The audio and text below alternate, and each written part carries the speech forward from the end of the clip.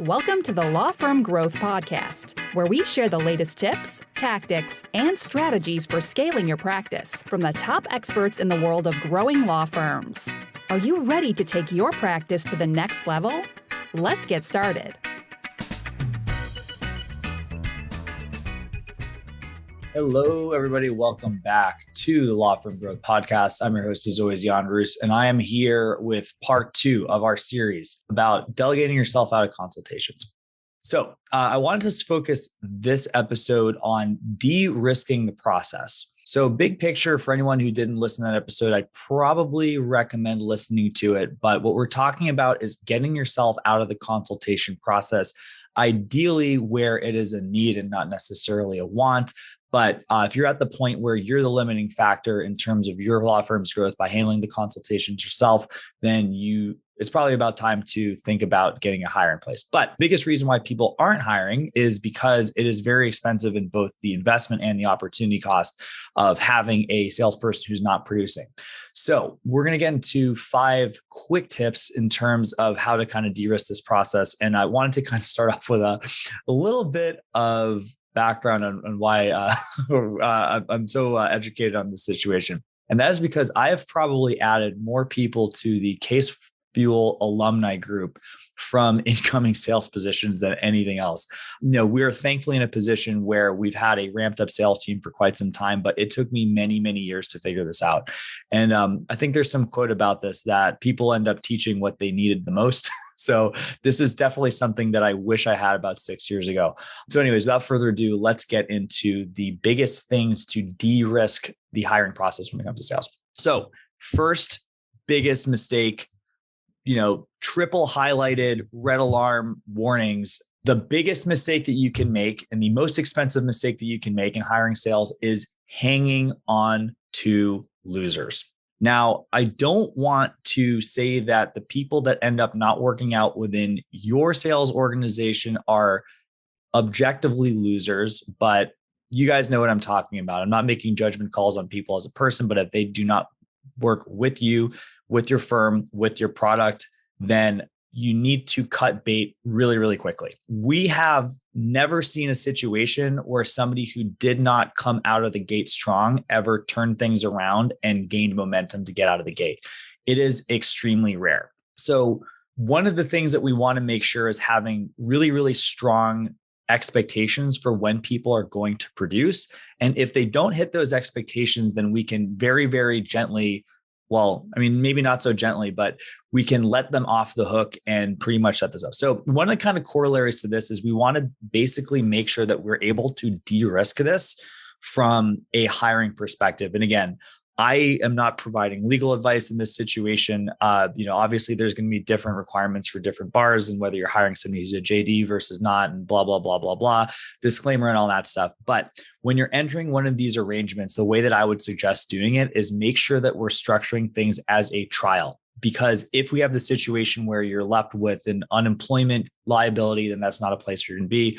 And you don't want that hanging over your head when you're trying to make the best decision for your business in terms of the right salesperson, right? We never want to hang on to somebody expecting it to get better for any reason, honestly, period. But it's a lot easier to rationalize that when you're some ways pot committed, which getting somebody in a different situation is going to be.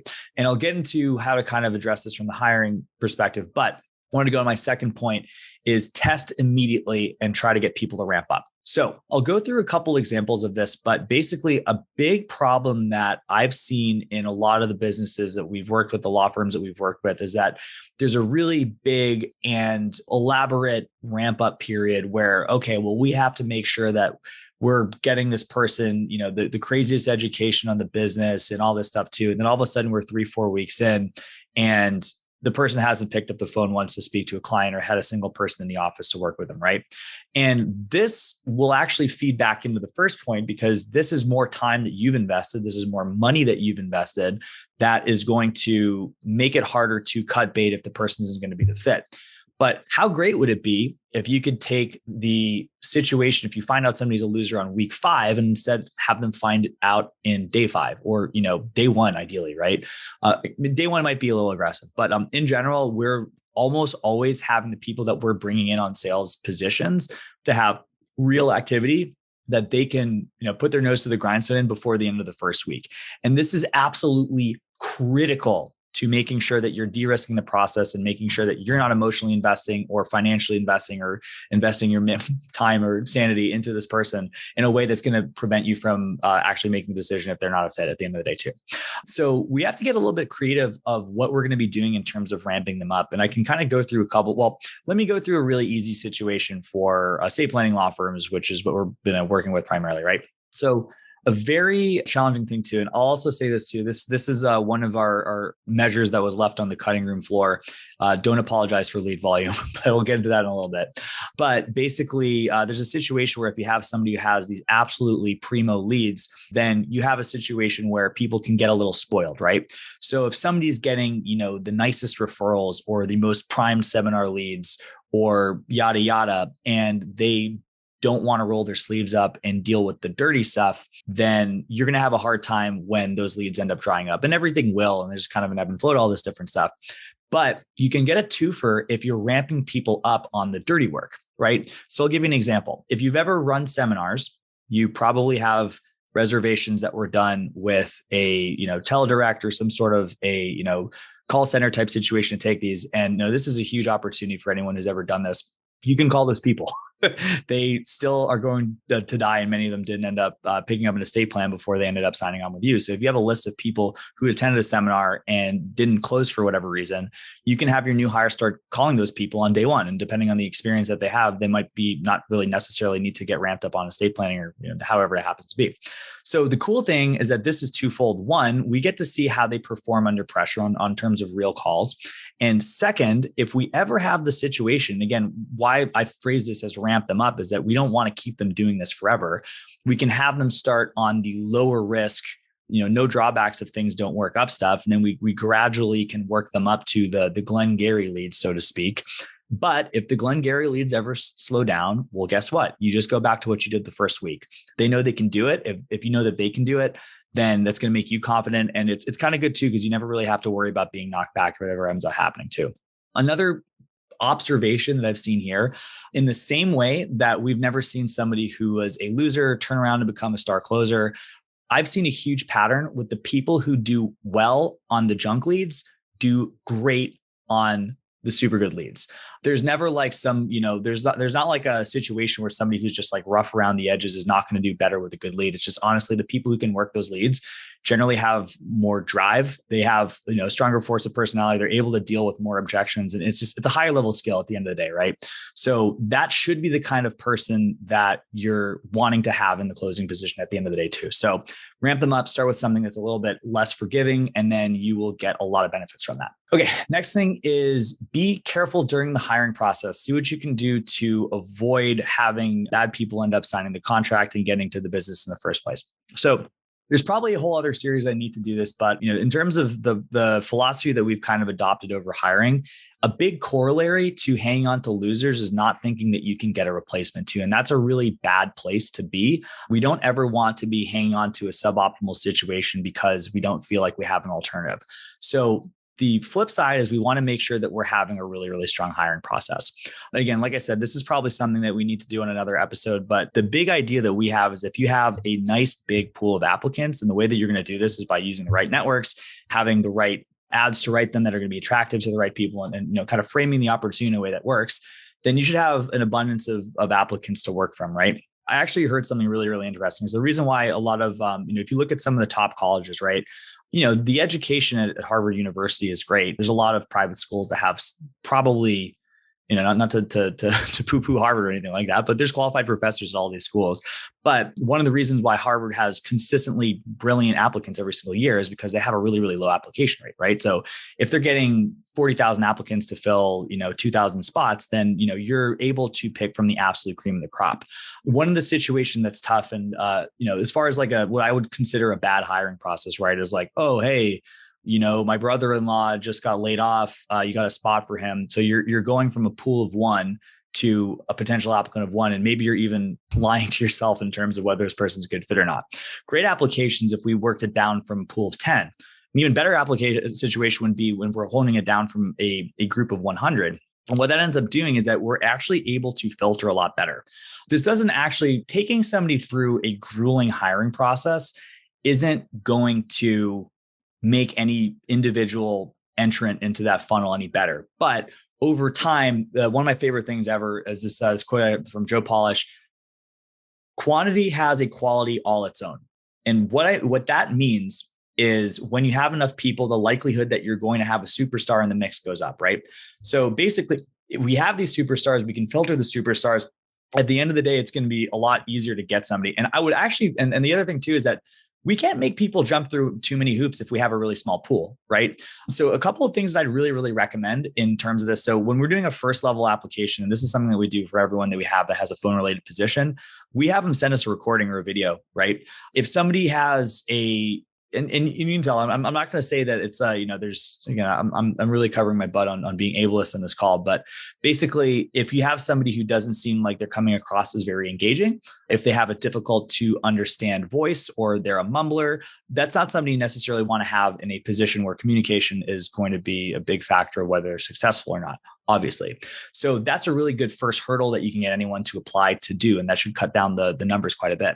Another thing is we want to be pretty stiff in the interview. And there's a couple of things that there's an interesting convergence in some of the books on sales too. There's this great book by the late, great Chet Holmes, The Ultimate Sales Machine. And one of the things he talks about is when you're in the hiring process with somebody who's going to be a closer, you want to actually tell them that they're not going to be a fit at some point in the interview, and just hang back and see what they do. Because the person who's going to be pushing through objections is going to be pushing through that objection with you. And what that also shows is that they are at a disadvantage in the interview. They are being forced to speak truth to power, so to speak. And if they can do that in an application process, they can do that on a client. So that's exactly who you want on your team. I mean, obviously there's some other things you want as well, but you get the idea. And the last thing I want to do in terms of the hiring process is I really, really recommend, I mentioned this briefly earlier, but the DISC assessment is going to be the one that we prefer in terms of figuring out where somebody's at in terms of a sales position, right? And the two major things that you want to look for too, there's the S and the C, steadiness, conscientiousness, but then there's going to be dominance and influence, or the D&I. So basically those are the two ones that you'll kind of see. So, and again, I've actually seen some really good closers in both positions. D is going to be one of the stronger kind of hard closer type people. If that's not something you're comfortable with, then you're going to be able to see what that person's like before you end up getting them on a call with a real client from that too. I think influence is a really fantastic one as well. The only thing you have to be careful for is that if you have influence without a lot of D, then you can have a situation where you kind of have sort of a doormat type salesperson that doesn't work super well. So ideally you want to have somebody that has high scores in one and mid scores in the other. And even if they're not really super good on that, if you have somebody like with, a high S for some reason, that's steadiness. Like that's probably somebody who's better off in like a ops role or something like that. Right. It's kind of funny to see these things play out over time too. Like if you have the wrong person for the role too, they'll start, critiquing what your input forms or your intake forms end up looking like. And, that's time that they're not spending dialing clients. So at the end of the day, that's not something that you want to. So anyways, big point about the hiring process. We want to have a big volume. We want to structure the interviews in a way that actually reflects what they're going to be doing, which is going to be closing clients. And then we should have a much better starting point in terms of the people that are going to be starting with the organization. Okay. Number 4, provide tons of support. So this is a pretty tricky one. And the reason why it can get hard is because a lot of the times too, we're hiring from a point of being overwhelmed. So you want to budget in time of this, and you always want to keep in mind that there is an end for this, right? So realistically, the way that, and I'll tell you how we're doing this right now, because I'm still managing the sales team here at Casual. We have a meeting every single day, and we have a meeting every single end of day. The reason why is that we're able to give feedback in real time in a way that you can't necessarily do for other positions, right? So I don't have daily meetings with people that are doing copywriting or people that are doing client success, because they don't necessarily have that immediate feedback loop. With anything related to sales, you do have that immediate feedback loop. If they have something that's a hole or an unknown, and you can close that gap, they can literally take that and bring it to the next consultation that they have. And that is really how you cut down the time on having those people that are less than 100%. And the faster you wanted to run that cycle, the faster you can ramp people up. And ultimately that results in less opportunity cost as you get that person up to 100% of their capacity, right? The kinds of support that I have, and again, this is probably something that will branch into another podcast at some point down the line. Ultimately, we're looking to help people really understand why things are happening. And it's tough because the consultation and sales are one of those super, super nebulous things. I think I said this in the last episode. There are 1,000,001 ways that somebody can have a consultation. Every single response, every single question somebody asks, there's a lot of options that kind of boil into it. So you really can't teach specific things beyond the super basic, intake stuff in terms of calling an old lead or something like that.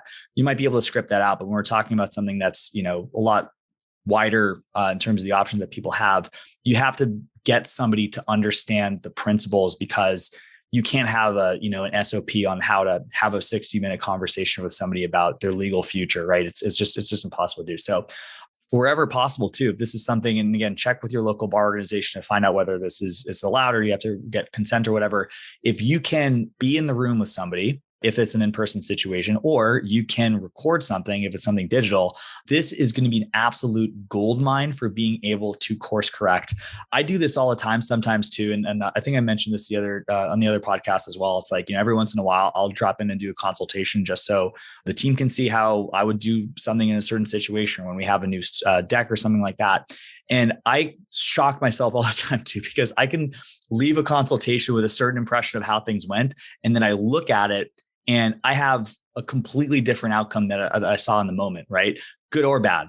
So it's very, very tough to get genuine feedback from people. And it's not because anyone's being deceptive, but it's like, if you're engaged and actively listening and doing all the things, it's very hard to hold mental bandwidth to provide a field report on how that stuff all went. So the more support that you can give your people, the faster they're going to be able to ramp up. Something to keep in consideration when you are going through the process of hiring somebody, at least if you're not interested in wasting a bunch of money. And then the last and certainly not least thing is you got to do your job. And your job as the business owner, once you've stepped out of the sales role, is to keep the volume of opportunities high. This could be through marketing. This could be through reaching out to your old database. This could be through all the different activities that you can have. But one of the things that is, and this is an absolute killer, and you really, really hate to see it, is if you get these guys ramped up, they're going to be really, really excited. And if they start to see that things are trending in a direction that isn't good, you have to have a bigger vision than what you have today. Because when you have somebody who's really, really trained up, that's such an asset to have. And then to see them start to look elsewhere because the volume isn't there, that's really, really something that stinks. And that's not that you'll ever see. And this is going to be in the mid to long range in terms of your working with somebody who's going to replace it. But just make sure that you're making commensurate investments into making sure the lead volume is high. And just the other thing too is that you have to kind of circle back to. So in theory, when all this stuff works out, you should have more resources, right? If you're maxed out, and let's just say for easy math, you can handle $100,000 worth of closed consultations per month. You even get somebody up to 80% of that. Now you can run 100,000, they can run 80,000, or they can run 80,000. You can run half, and you can do 50,000 and commit the rest to investing in other areas of your business. But still, you should have some more resources to be able to reinvest in this stuff. And I would definitely recommend that if you want to keep things going up and to the right, that's something you really, really need to consider. And again, you'll probably have a situation where you're going to go through less profit before you have more. But once you're on top of that, you need to make sure that you're keeping the machine fed, and not necessarily your sales team, but the machine of your business, right? And the marketing that you're going to be producing to do that is really going to be the soul of all that stuff. So just keep in mind, like, there is investment you need to continue to do. But that being said, you should have more at your disposal to be able to do that. Just don't lose sight of the end goal, which, if you are hiring a person, hopefully should be, increasing the top line of your business. And then, after you get them ramped up, hopefully the bottom line as well. So that is it, guys. I hope this was valuable. If you have any questions, feel free to shoot out to our show notes as far as ways to follow up with us. And for everybody else, I will see you guys next Tuesday at 8 a.m. Eastern on the Law Firm Growth Podcast. Thank you for listening to the Law Firm Growth Podcast. For show notes, free resources, and more, head on over to casefuel.com/podcast. Looking forward to catching up on the next episode.